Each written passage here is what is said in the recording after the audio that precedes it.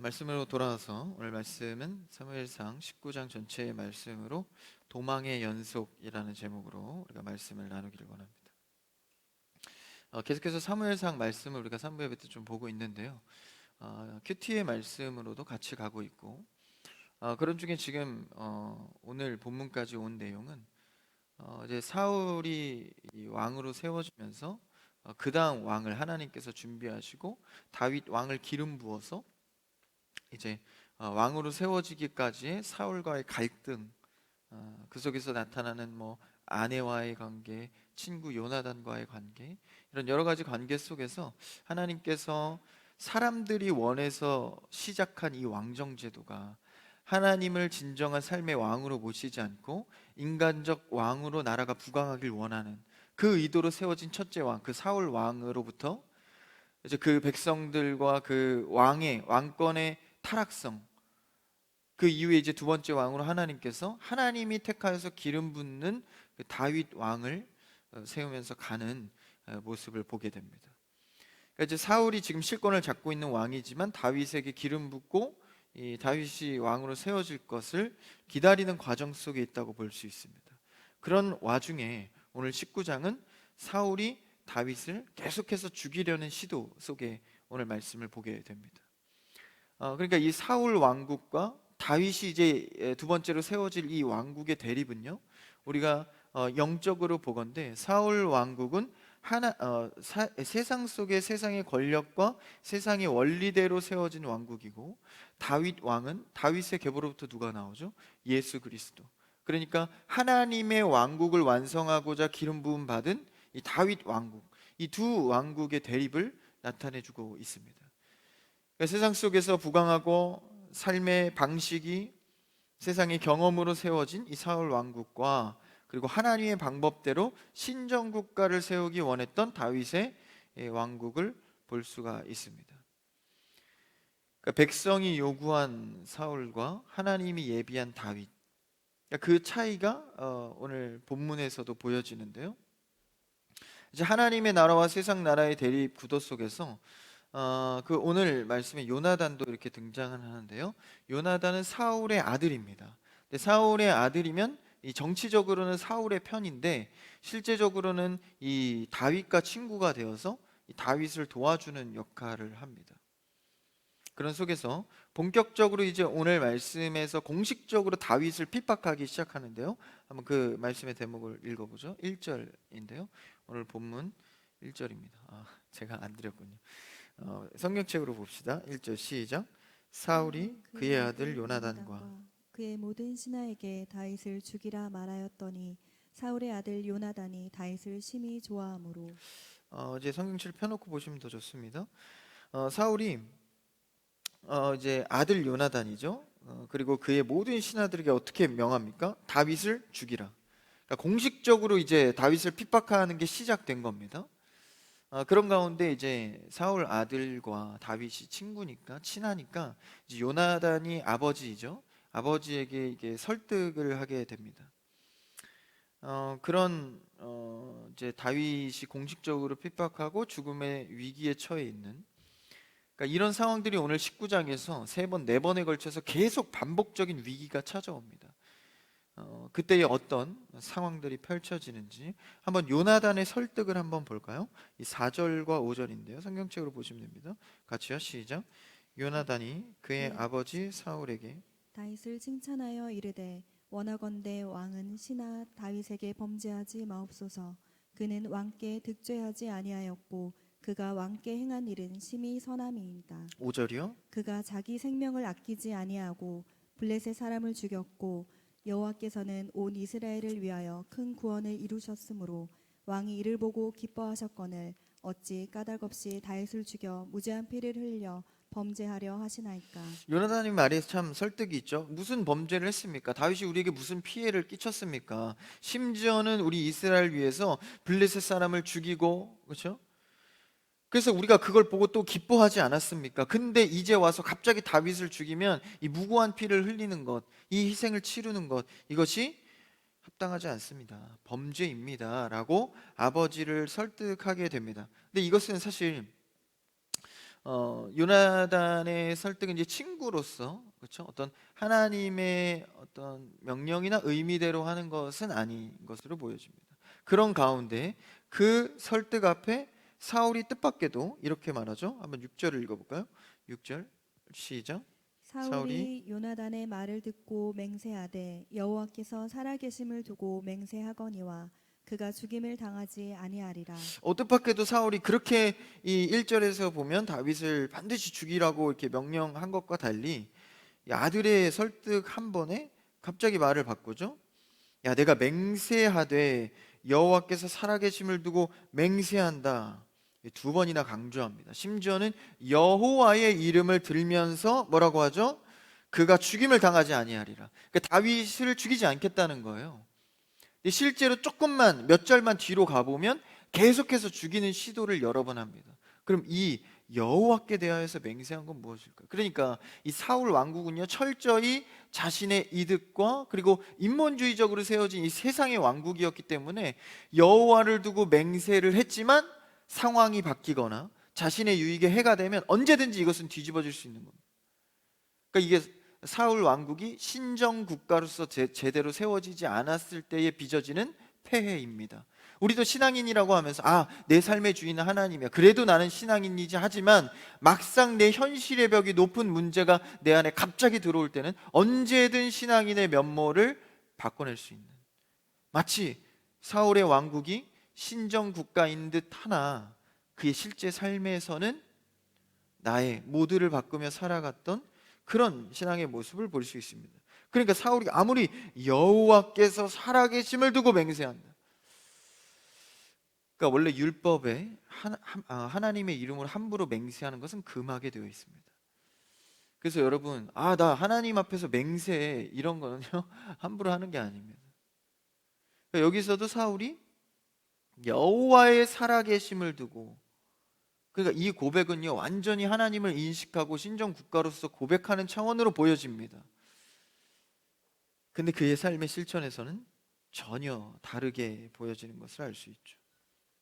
그러니까 우리의 신앙에 비춰보건대 우리가 정말 항상 이 신정 국가로서의 큰 틀의 정립 없이 그저 인간적인 결단이나 인간적인 감흥이나 그날에 생성되는 감정을 따라가는 것, 오늘의 감정 다르고 내일의 감정 다르고, 우리가 하루에도 얼마나 많은 감정이 많이 바뀝니까?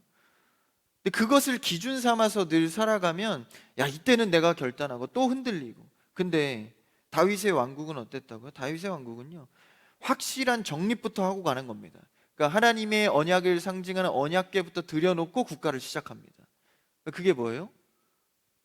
그게 신정 국가라는 큰 틀에서의 정립을 해놓고 삶으로 들어가는 겁니다. 오늘날로 비유하면 우리가 무엇이죠?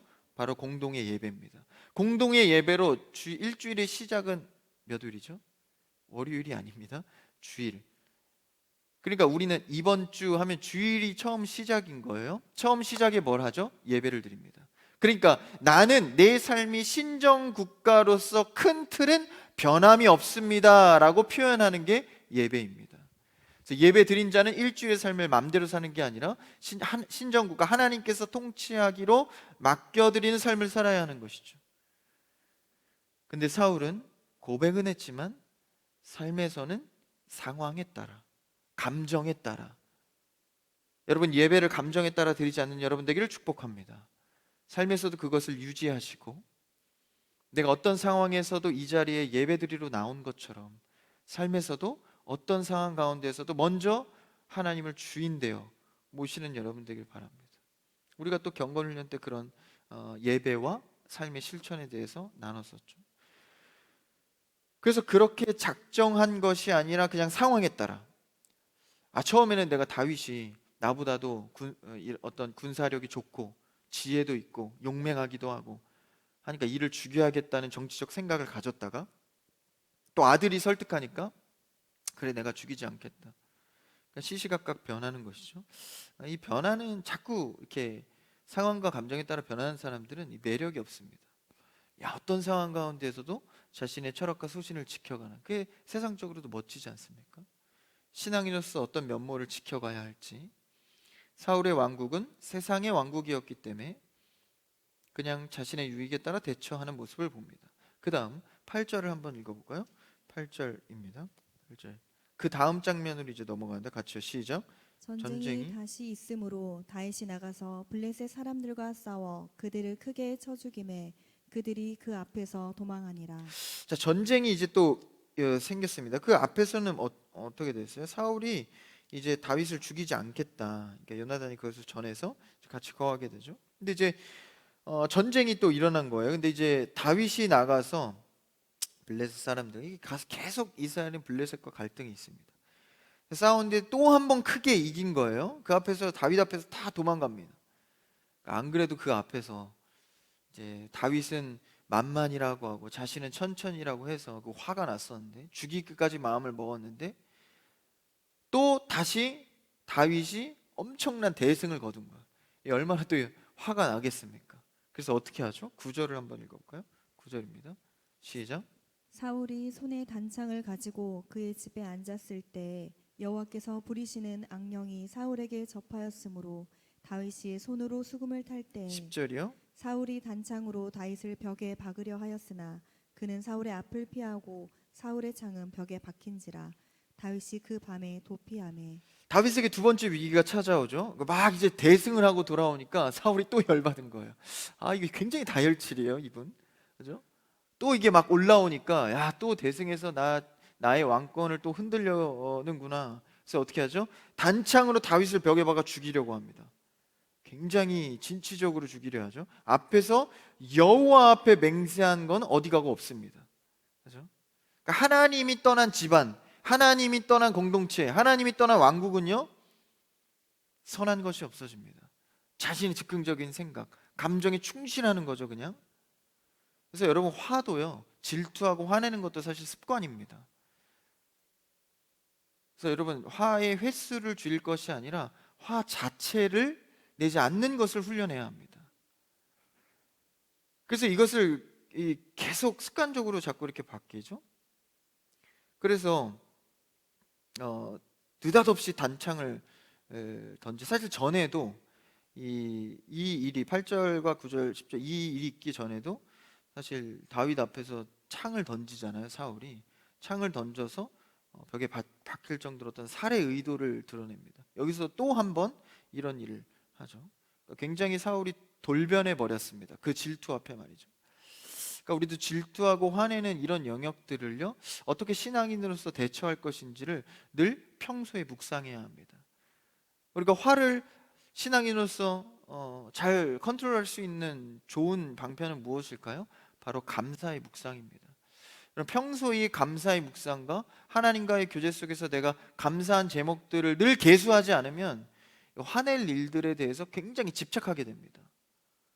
우리 화내려 하다가도 여러분의 감사의 제목을 한번 떠올려 보십시오. 그래서 진짜 그것이 습관이 된 사람은요, 어려운 상황, 화낼 상황에서도 정말 조그만한 감사를 발견합니다.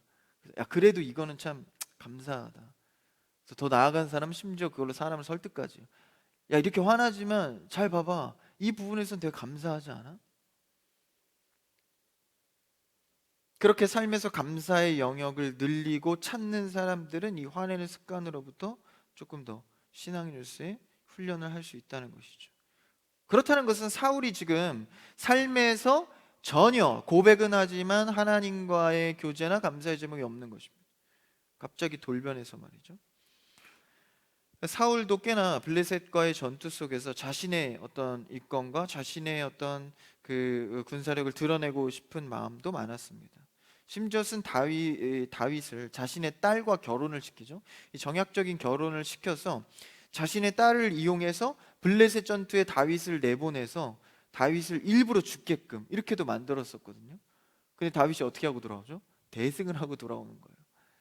그러니까 죽이려는 의도로 자기의 딸까지 팔았는데 심지어 대승을 해서 돌아오니까 이거 얼마나 열받습니까? 그렇죠? 그러니까 때마다 이렇게 자꾸 승리를 해 오는 거예요. 뭐 사울의 마음도 좀 어느 정도 이해는 갑니다. 그럼에도 불구하고 다윗을 하나님께서 그때마다 철저히 보호해 주시죠. 오늘도 마찬가지입니다. 근데 다윗이 우리가 19장에서 주목할 것은 그렇게 별다른 물리적 대책이 없다는 거예요. 그냥 창 던지고 잡아오려고 할 때 어떻게 하죠? 도망합니다. 도망합니다. 여러분, 위기의 상황에서 잘 도망치는 여러분 되길 바랍니다. 어찌 보면 다윗이 좀 지혜로운 것 같기도 하고요. 맞서 싸우기보다 그냥 도망가는 거예요. 그러니까 하나님의 사람은요, 아무것도 하지 않고 도망만 가도 절대 망하리라는 법은 없습니다. 여러분의 요새 고민이 무엇입니까? 여러분의 삶을 흔드는 갈등이 무엇입니까? 여러분, 아무리 넘어질 듯하나 하나님께서는 절대 망하게 하지 않습니다. 그게 놀라운 거예요. 하나님의 주권 속에서 말이죠. 다윗도 사실 얼마나 괴롭겠어요. 사울이 자신의 이 친인척 관계에서 어떤 관계? 장인어른입니다. 딸과 결혼했잖아요. 그러니까 장인어른이 사위를 죽이려고 하는 것이죠. 다윗의 일대기를 보면 참 그 유족들을 보면 고난 중에 고난이 많습니다. 가족 때문에도 고통을 겪고 나중에 자신의 아들들 때문에 또 얼마나 고생을 합니까? 그리고 심지어는 미갈, 그 사울의 딸이죠. 자신의 아내가 미갈인데 그 사울의 딸이 인생을 마감할 때도 다윗의 아내로서보다도 사울의 딸로 인생을 마감하죠. 심지어는 다윗이 언약궤를 들여올 때 막 춤출 때 경박하다고 막 욕하고 저주하지 않습니까? 그래서 가족으로부터 겪는 다윗의 고난, 이 시편을 보면 그런 것들을 많이 알 수 있는데, 그 속에서 이제 정말 이 혈육의 가족 속에서 어려움과 근심과 고통을 겪을 때 새 가족 공동체가 어떤 것인지를 또 꿈꾸기도 하게 되죠.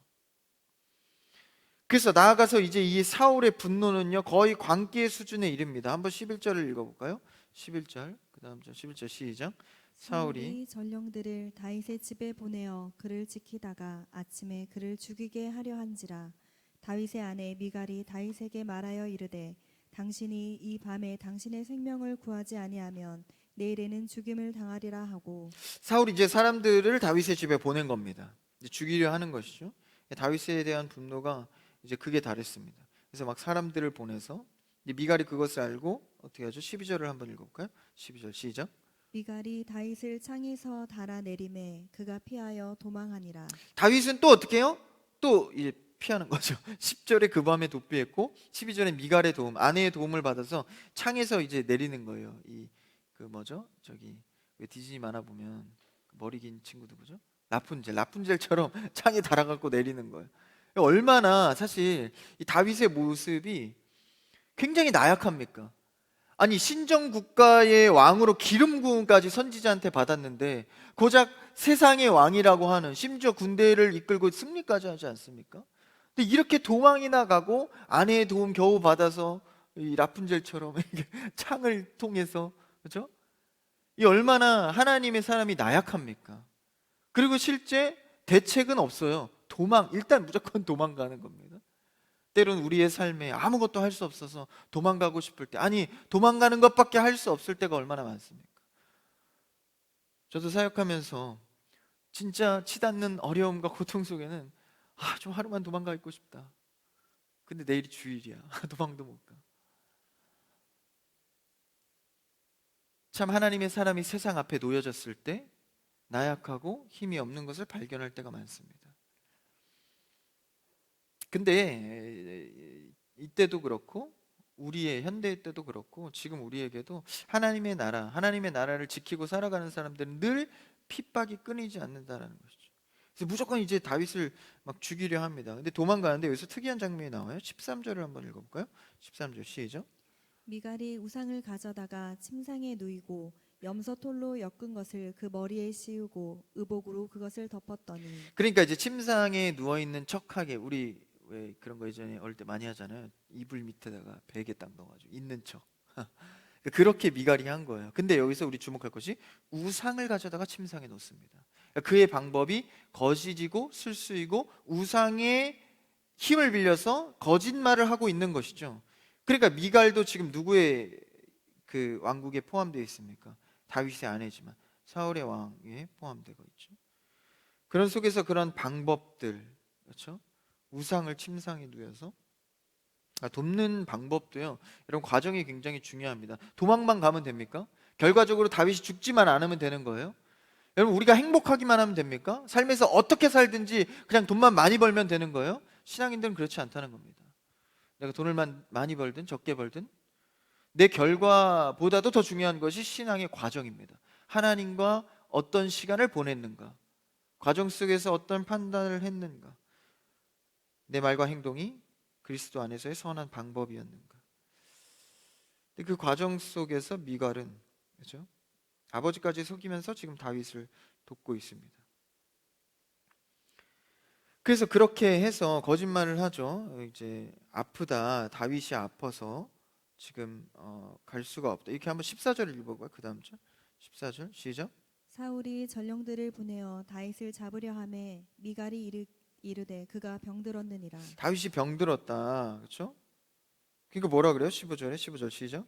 사울이 또 전령들을 보내어 다윗을 보라 하며 이르되 그를 침상째 내게로 들고 오라. 내가 그를 죽이리라. 아니 이거 6절에서 여호와 앞에 맹세하건대 절대 죽이지 않겠다 했던 사울 맞습니까? 완전 이제 정신이 돈 거예요. 아프다니까 침상채로 가져와라. 침상채로 가져와서 그냥 죽이겠다는 겁니다. 여러분, 사람이 분노하고 어떤 거에 집착하기 시작하면 굉장히 잔인하고 무섭습니다. 여러분도 스스로도 아니면 주변에서 많은 사람의 그 분노와 집착을 경험할 때가 있죠. 그러니까 하나님 안에 절제되고 인내되어지는 그 영역, 하나님의 나라의 통치권 안에 내가 있다는 그 고백 안에 있지 않으면 사람은 굉장히 잔인합니다. 여러분, 극악한 범죄들 보면서 얼마나 인간에 대한 환멸감을 많이 느낍니까? 그런데 여러분의 스스로의 마음을 살펴보십시오. 나의 죄악성도 사실 그렇게 크게 다르지 않습니다. 우리가 물리적으로 이 교육이라는 차원에서 물리적인 행동을 절제받았을 뿐이지 우리의 심정의 마음은 늘 사람을 미워하고 질투하는데 더 빠르고 더 그것에 집착을 합니다. 오늘 사울도 하나님의 통치권 안에 있지 않자 자신의 마음들이 그대로 표현되는 것이죠. 침상에 있는 자도 데려와라. 그대로 죽이겠다라는 것이죠. 그랬을 때 우리가 하나님 안에 거하는 것, 그러니까 거시적으로 나는 하나님의 신정 국가로서 살아갑니다. 이 고백이 우리에게 얼마나 큰 수많은 결정들에 이 영향을 주는지를 우리가 깨닫게 되는 거죠. 그러니까 10계명의 여러 가지 계명을 우리가 일일이 계수하면서 거짓말하면 안 되고 부모를 공경해야 되고 남의 것을 탐하지 않고 이런 것을 먼저 열거하기 전에 나의 삶이 하나님의 주권 속에서 하나님이 주인된 삶으로 고백하고 있는가, 이 큰 틀의 고백이 먼저 중요하다라는 것이죠. 그것에 비롯된 사울의 모습이 굉장히 잔인합니다. 그래서 내가 그를 죽이리라. 이때 이제 다윗은 도망갔죠. 도망가서 이제 어디로 갑니까? 오늘 본문으로 이제 18절로 돌아와서 18절 한번 말씀을 같이 읽어볼게요. 18절 시작. 다윗이 도피하여 라마로 가서 사무엘에게로 나아가서 사울이 자기에게 행한 일을 다 전하였고 다윗과 사무엘이 나요스로 가서 살았더라. 이제 다윗이 도피합니다. 이제 도피해서 어디로 갑니까? 라마라는 곳에 갑니다. 라마 나옳이라고도 하는데 여기에는 이제 선지자 그리고 선지자 생도들, 선지자들 교육받는 사람들이 굉장히 많이 산 곳입니다. 심지어는 여기에 누가 있습니까? 사무엘이 있습니다.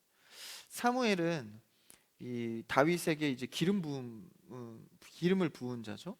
이 다음 왕으로서 하나님의 부르심을 입은 이제 기름을 부은 자가 바로 사무엘입니다. 이제 그 사무엘이 있는 그 라마로 찾아가서 이제 사울이 자기에게 행했던 것을 사무엘에게 다 전하게 됩니다. 사무엘도 사울을 알고 다윗도 이제 사무엘을 알고 다 그 관계들이 있지 않습니까? 그 속에서 이제 그 영적인 위기와 어려움 속에서 자신의 멘토에게 이제 토로하는 거죠. 여러분, 신앙생활하면서 우리가 찾아갈 멘토가 있다는 것은 정말 일생의 복 중의 복인 겁니다. 우리가 세상에서도 좋은 친구 한 명만 있으면 삶을 살아갈 수 있다고 하잖아요. 신앙인들은요, 자신의 신앙을 검증하고 공유하고 들어주고 위로해 줄 수 있는 멘토가 있다는 것은 정말 더할 나위 없는 축복입니다. 그래서 우리가 교회 안에서 이렇게 만나게 되는 하나님의 사람들, 형제 자매의 이런 만남들을요, 예사롭게 볼 것이 아닙니다. 다윗의 그 위기 속에서 이제 사무엘을 찾아가게 되는 것이죠. 어려울 때 청년부 담당 사역자 저를 찾아오십시오. 드릴 건 없어도 같이 공유할 수 있는 게 있지 않겠습니까? 찾아갈 멘토가 있다는 것. 저는요, 어렸을 때 이 청소년부를 보면 참 부러워요. 저는 사실 청소년부 때 이렇게 저의 신앙의 어떤 깊이 있는 공유를 해주는 멘토가 없었습니다. 그래서 제가 많은 것들을 배우고 깨닫고 좀 공유하고 이런 거를 청년부에서 지금 많이 하고 있지만, 이거를 정말 어렸을 때부터 했으면 얼마나 좋을까라는 이 생각들이 많아요. 그래서 청소년부의 교사분들도 계시죠? 정말 귀한 사역입니다. 정말 그때 이제 어느 정도 지성이 갖춰져서 그 심정에 받아들 이 스펀지 같은데 그 귀한 때에 이 멘토가 되어주고 섬겨주는 역할을 하는 것 말이죠.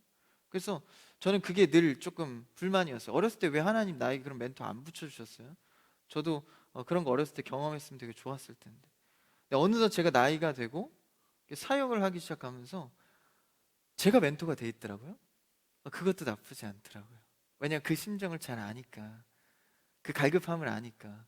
그래서 하나님이 나를 또 이렇게 세우셔서 멘토의 또 은혜를 받지는 못했지만 내가 또 줄 수 있는 자리에 또 세우시는구나. 여러분, 내가 신앙생활에서 찾아갈 멘토가 없습니까? 그럼 여러분이 되십시오. 그것도 꽤나 복된 일입니다. 그래서 우리가 교회 안에서 진짜 어려울 때 다윗과 같이 정말 계속 도피하면서 영적인 위기의 어려움 속에 찾아왔을 때 누군가에게 기댈 수 있는 정말 큰 복입니다. 그러니까 교회는요, 자꾸 이런 기댈 수 있는 멘토들이 많아야 합니다. 목자뿐만이 아니라 그래도 이 교회는 힘들면 좀 기댈 사람들이 좀 많아. 여러분, 그게 부흥입니다. 신앙적으로 함께 믿고 맡기고 위로하고 기댈 수 있는 것, 그게 교회의 청년부의 소망인 것이죠. 우리 크리스찬교회 청년부는요, 주 안에서 영적인 교제, 찾아갈 멘토가 많고 서로 기대는 것에 부담이 없는 공동체 되기를 축복합니다. 서로를 위해서 기도해 주는 것이 부담이 없고 기도 제목을 털어놓는 것이 부담이 없고, 그래서 이런 영적인 교제들을 하는 이 선지자가 있는 땅으로 다윗이 찾아가게 되죠. 그래서 다윗은 이제 라마 나요스로 가서 사무엘을 만나서 이제 선지 생도들과 함께 살게 됩니다. 거기 가서 살았더라라고 나오죠. 그다음 19절을 한번 읽어볼까요? 19절 20절까지 같이 읽어봅시다. 시작. 어떤 사람이 사울에게 전하여 이르되 다윗이 라마 나요세에 있더이다 하매 사울이 다윗을 잡으러 전령들을 보냈더니 그들이 선지자 무리가 예언하는 것과 사무엘이 그들의 수령으로 선 것을 볼 때에 하나님의 영이 사울의 전령들에게 임하매 그들도 예언을 한지라. 야, 사울도 이 보통 사람은 아닙니다. 이거 왕이 될 정도니까, 그렇죠? 어떤 사람이 또 사울에게 그 말을 전해요. 이 어떤 사람이 어떤 사람인지 제가 나중에 꼭 주 앞에 가면 물어볼 겁니다. 이 어떤 사람이 이 눈치 없어요. 사울에게 가서 또 라마 다윗에 있다고 그대로 전합니다. 그러니까 이 어떤 사람은요, 사실 사울이 이렇게 라마 다윗에 있다는 걸 알면 쫓아가 죽일 것을 알고 하는 거죠. 이런 사람들이 있어요. 불행해질 걸 알면서도 보고하는 사람. 그 즐기는 거죠. 왜냐? 나는 거기 당사자가 아니니까. 사람이 얼마나 악합니까? 뭐 저들이 죽이든 서로 어쩌든 그 남자 입장에서 재밌잖아요. 탁 말하면 막 어떤 사건이 벌어지고. 전사님 너무 악한데요? 전 안 그런데요? 전사님만 그러시기는. 이 사람들의 이런 이름도 밝혀지지 않는 속에서 이렇게 인본적인 왕국과 그리고 하나님의 왕국의 차이가 있는 것을 엿볼 수 있죠. 그래서 그렇게 보고를 합니다. 그러니까 20절에 어떻게 돼요? 다윗을 잡으러 전령들을 또 보냅니다. 근데 그 전령들을 보냈는데 그들이 이제 그에게 갔는데 어떤 일이 벌어집니까? 사울의 전령들에게 뭐가 임하죠? 하나님의 영이 임해서 그들이 예언한다. 여기서 예언한다는 것은 미리 예측한 일을 말한다 이런 거라기보다, 이런 것도 있지만 이제 하나님의 은혜 황홀경에 빠진 거예요. 그래서 원래 목적은 뭐예요? 다윗을 죽이러 가는 거. 근데 하나님의 영이 임해서 막 이 황홀함에 빠지니까 그게 사라지는 거예요. 다윗을 죽이려는 의도와 목적성이 없어져 버린 겁니다. 그렇죠? 그래서 어떻게 하죠? 두 번째로 또 보내요. 21절을 읽어볼까요? 21절 시작. 어떤 사람이 그것을 사울에게 알림해 사울이 다른 전령들을 보냈더니 그들도 예언을 했으므로 사울이 세 번째 다시 전령들을 보냈더니 그들도 예언을 한지라. 참 재밌습니다. 21절 어떤 사람, 내가 볼 때 이거 19절에 이놈이에요. 또 이 얘기도 해요. 그 보낸 사람들이 다윗을 죽이기는커녕 하나님의 영임에서 막 황홀해가지고 지금 목적성을 잃어버렸습니다. 이렇게 보고했겠죠. 그러니까 그 보고를 듣고 사울이 또 두 번째로 이 전령들을 또 보내는 거예요. 그러니까 어떻게 돼요? 21절에 그들도 또 예언에 빠집니다. 세 번째 또 보내죠. 세 번째 전령들을 보내는데 그들도 또 예언합니다. 두 번째, 세 번째 강조되는 건 성경에서 항상 뭘 의미합니까? 하나님이 하셨다는 정확한 메시지를 나타내는 겁니다.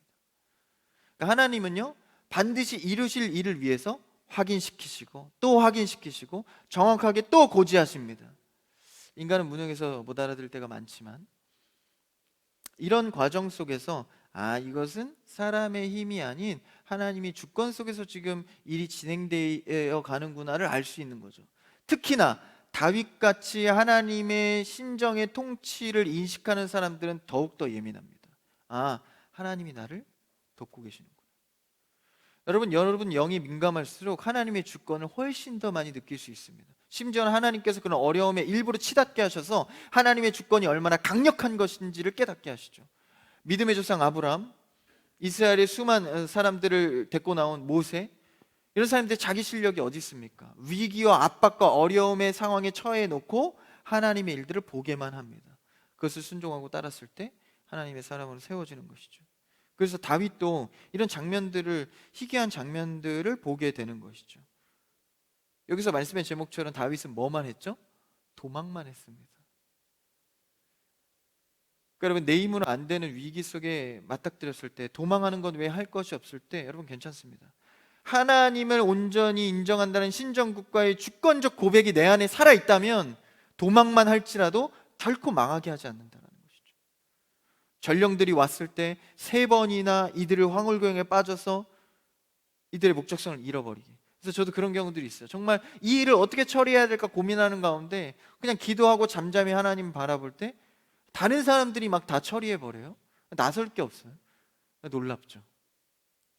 분명히 내가 어떤 술수를 써야 함에도 불구하고 한 템포 잠잠한 신앙인들은 그래서요, 느리더라도 하나님과 좀 이렇게 침묵하고 좀 잠잠하고 한 걸음 좀 더 생각해보고 이런 면모들이 굉장히 많이 필요합니다.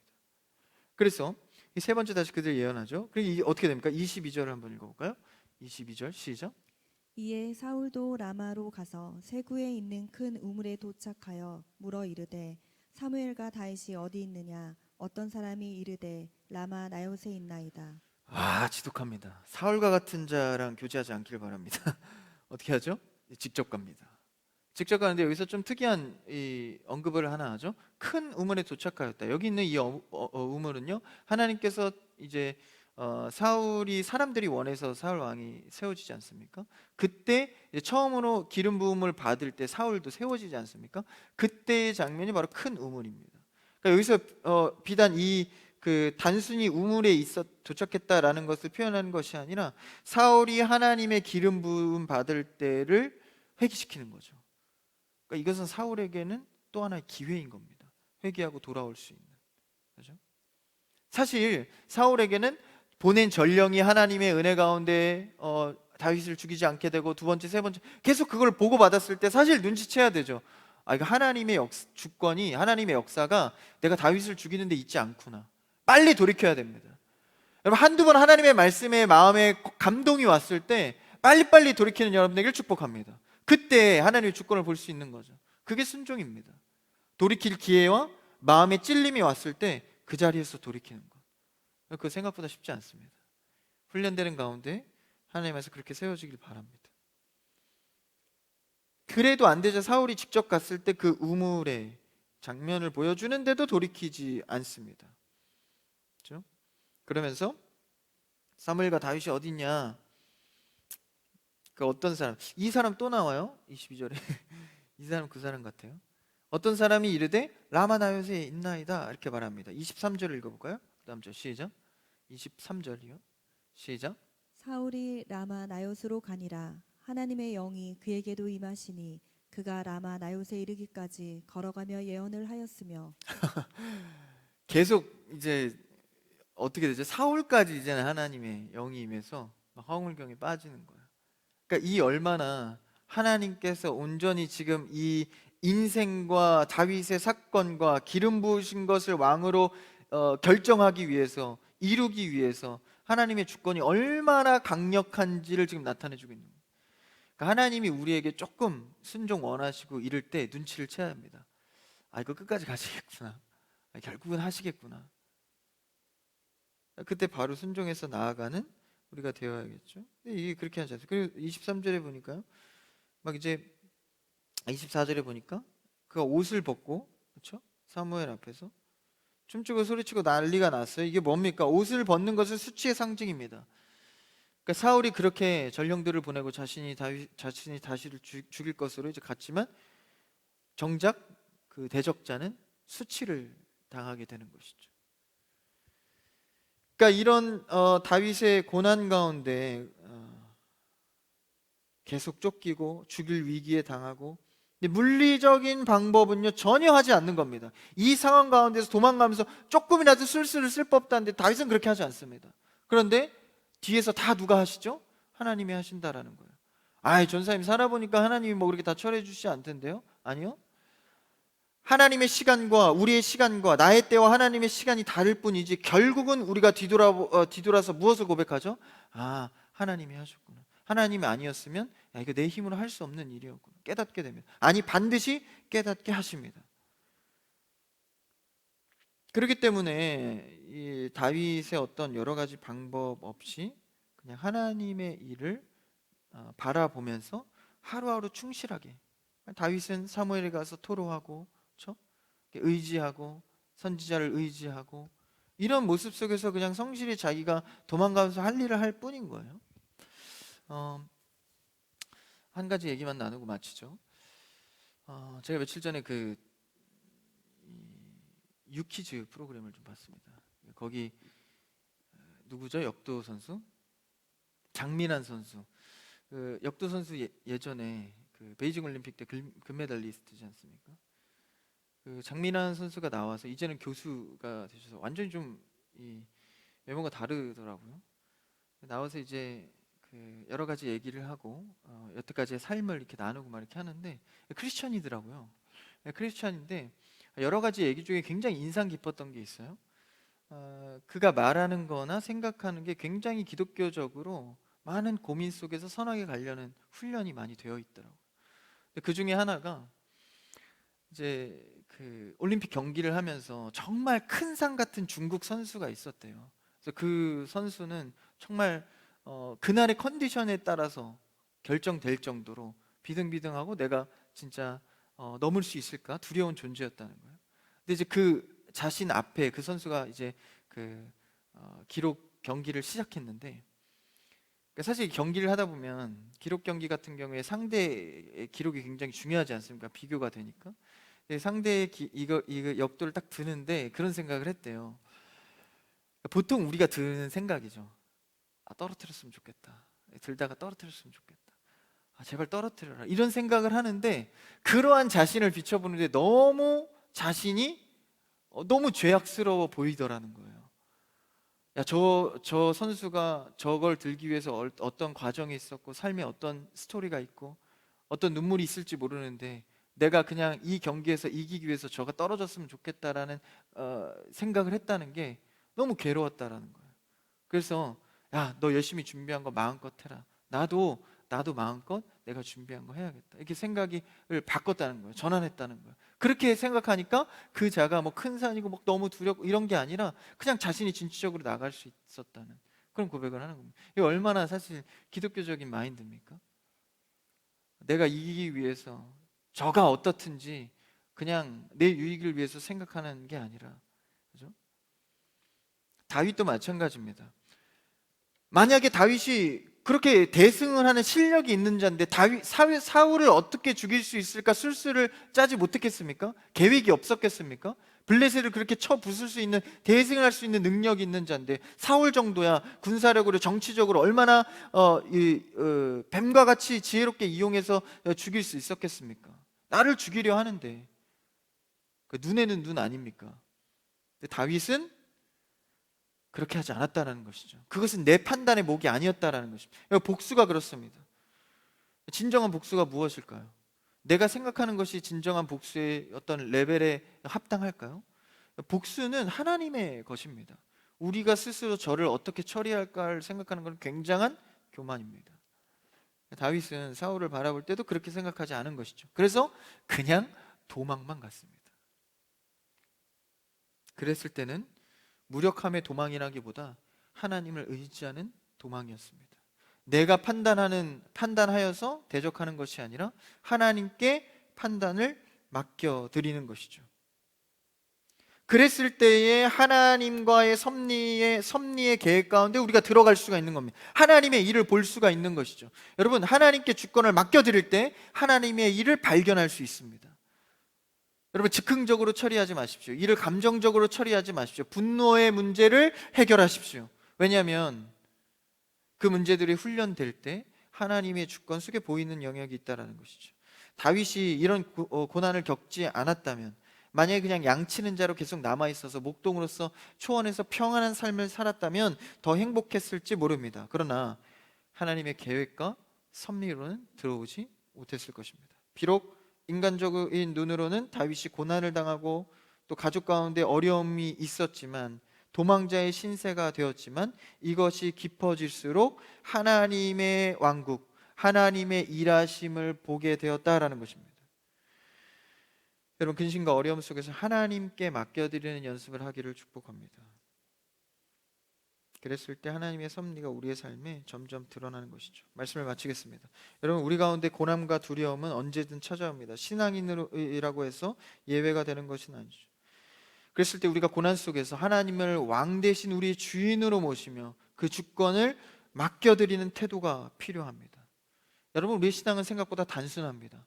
하나님으로 견뎌내고 하나님을 의지하고 하나님의 주권을 발견해 가는 것입니다. 나는 비록 세상 앞에 나약해 보이고 도망할지라도, 아니 도망가고 싶을 때라도 하나님과 더불어서 하나님께 맡겨드리고 그 근심을 느리게 가더라도 하나님과 함께하는 여러분이 되기를 주님의 이름으로 축복합니다.